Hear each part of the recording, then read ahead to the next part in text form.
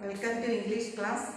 Today I am going to teach you English of Standard 8, Section 2, Centerville Ghost.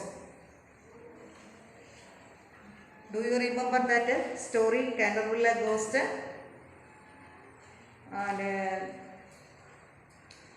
the first part we already studied. Mr. Otis and family moved to Centerville Chase. And they arrived the house and they sit in the living room and on the floor they saw the blood stain.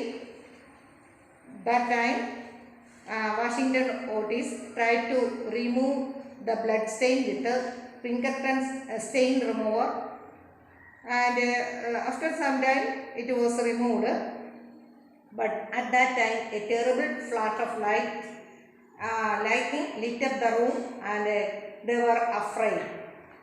And after this, what happened? Centerville letters. Mr. and Mrs. Otis have told her that they were not afraid of ghosts, and so she at last went slowly out of her room, and the storm blew fiercely all that room. അപ്പോൾ എന്താണ് mister and Mrs പറഞ്ഞു എന്താണ് they did not afraid of a ghost, so they slowly went out that room. At this time also a fierce storm blew that night. The next morning, and when they came down to breakfast, and they found a terrible stain of blood once again. Then the next day also they see the same blood stain. And I don't think it can be a fault of perfect cleaner, said the Washington. I have tried it every day, it must be a ghost. Then Washington again says that I don't think it is a fault of a perfect cleaner. But it tried everything, it must be a ghost. Then who said that? The Washington said that it must be a ghost. He rubbed out the stain second time, but the second morning it appeared again. Then and it was again in the third morning, and through the library has been locked up night. Mr. Otis himself and the key taken upstairs. The whole family was now quite interested. Then what happened? അതായത് ഒരു ദിവസം വൈകുന്നേരം ഇതെല്ലാം remove ചെയ്യും, അടുത്ത രാവിലെ വീണ്ടും ഈ ബ്ലഡ് സ്റ്റെയിൻ കാണും, അടുത്ത ദിവസം വീണ്ടും റിമൂവ് ചെയ്യും, അതിൻ്റെ അടുത്ത ദിവസം നോക്കുമ്പോൾ വീണ്ടും കാണും. അപ്പം ഒരു ദിവസം എന്ത് ചെയ്തു, മിസ്റ്റർ ഓട്ടീസ് എന്ത് ചെയ്തു, ഇത് ആ റൂം ലൈബ്രറി ലോക്ക് ചെയ്തു, കീ അപ്സ്റ്റേഴ്സിൽ കൊണ്ടുവച്ചു. പക്ഷേ ഇത് മാറി മാറിക്കൊണ്ടേയിരുന്നു. That night they went to bed 11 o'clock and 11:30. The nights were out. Some time later Mr. Otis awakened by a curious noise in the corridor outside his room. It sounded like the rattle of metal and seemed to be coming nearer every moment. At this time, one night at 11 o'clock, all the members were they went to sleep, and after 11 o'clock, Mr. Otis also went to sleep. But in the sleep, he heard some noise, and it was a rattle of metal. And he got up at once and struck the match. But it was exactly 1 o'clock. A strange noise was continued, and heard some sound of a footstep. After 1 o'clock, they heard the sound of a footsteps. He put on his shoes and took a small bottle out in his case and opened the door. Then take his shoes and went out the room. Take a small bottle also.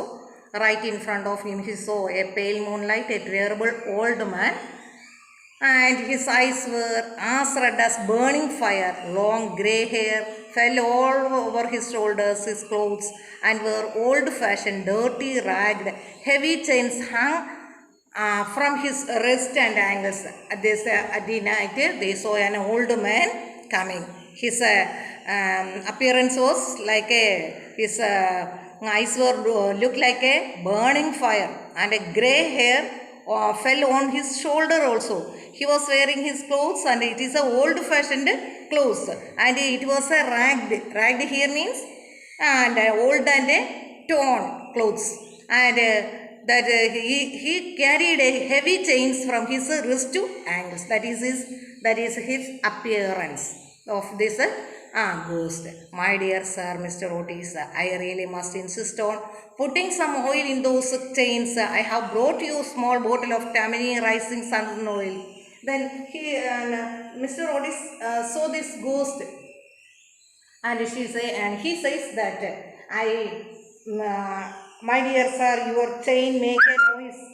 And Mr. Otis said to the ghost, അപ്പോൾ ഗോസ്റ്റിനോട് എന്താ പറയുന്നത്, നിങ്ങളുടെ ചെയിന് ഭയങ്കര ശബ്ദമാണ്, അതുകൊണ്ട് I must put some oil on those chains. എൻ്റെ കയ്യിലൊരു ബോട്ടിലുണ്ട്, that is തമനി rising sun ഓയിലാണ്.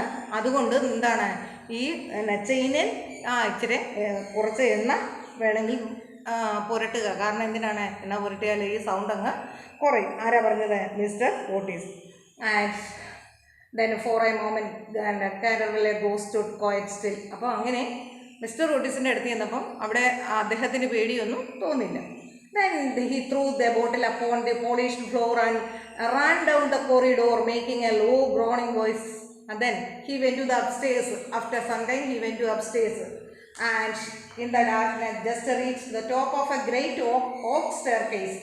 A door opened. Two little children dressed in white appeared, and a pillow flew past his head.